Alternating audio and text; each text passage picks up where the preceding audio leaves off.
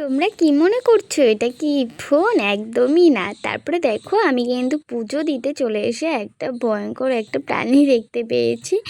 তারপরে কিন্তু সন্ধ্যাবেলাতে আমি মিঠি আর মিঠির মা মানে দিদি মিলে স্টেশনে চলে গেছিলাম। তো হ্যালো এভরিওয়ান, কেমন আছো সবাই? গুড মর্নিং সবাইকে। সকালবেলা উঠে যে কাজগুলো আমার থাকে সেগুলো কিন্তু আজকে আমি করে নেব।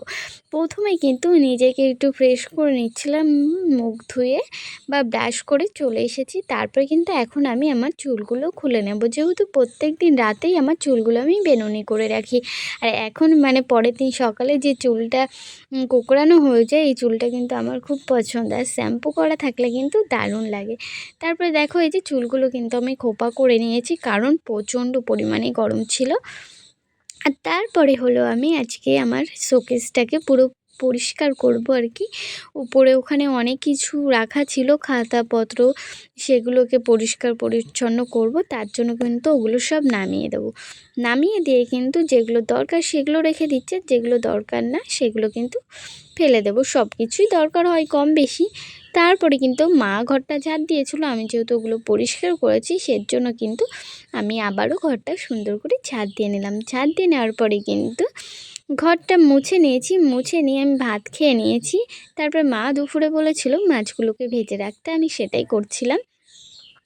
দেখো স্নান কিন্তু হয়নি, কারণ এই জামাটা পরে আমি একটু নদীর ওই পারে গেছিলাম, মানে আমাদের কালীনারায়ণপুর স্টেশনের ওখানে। তার জন্য জামাটা আমি আর ছাড়িনি যে স্নান করে নেবো একবারে।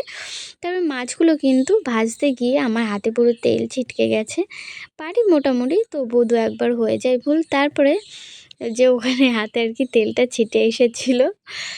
তো যাই হোক, নাইটিটাই যে সেলাই করে নিচ্ছিলাম এই আমি মানে আমার নিচ থেকে লং হচ্ছিলো নাইটিটা, সেটা কেটে নিয়ে হাতাটাকে সুন্দর করে করে নিচ্ছিলাম। তারপর এদিকে কিন্তু দেখো মাছ ভাজাটাও হয়ে যাচ্ছে। মাছ ভাজার সঙ্গে আমাদের বিড়ালকেও একটা মাছ দিয়ে দিয়েছিলাম। মানে ওকে কাঁচা মাছ দিয়েছিলাম, ও না মাছটা খায়নি, ওর বাচ্চার জন্য নিয়ে গেছে, কত ভালো না। তারপরে দেখো আমি কিন্তু স্নান করে চলে এসেছি, আর এই যে এই হাতের এখানে এই ডিজাইনটা করেছি, কেমন লেগেছে তোমাদের কাছে অবশ্যই কিন্তু জানিও। আর ভালো লাগলে তো কমেন্টে ভালো ভালো কমেন্ট করো। তারপরে দেখো আমি কিন্তু স্নান করে পুজো দিয়ে নিয়েছি। তারপর অনেকক্ষণ ল্যাদ খেয়েছি, কাজ করেছি, কিছু সেলাইয়ের কাজ ছিল, সেগুলো করার পর সন্ধ্যাবেলায় কিন্তু আমি মিঠি আর দিদি মিলে চলে গেছিলাম একটু স্টেশনে।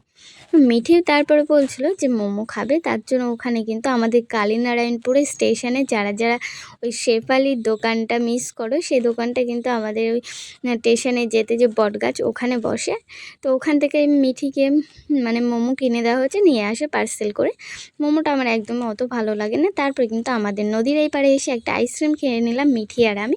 মিঠি বলেছিল একটা আইসক্রিম কিন্তু দিদি আমাকে খাওয়াতেই হবে। তো এই কর্নেটোগুলো কিন্তু খুব ভালো লাগে। তারপরে কিন্তু বাড়িতে চলে এসেছি। বাড়িতে এসে মিঠি মোমোটা খেয়ে বলছিল খুব টেস্টি।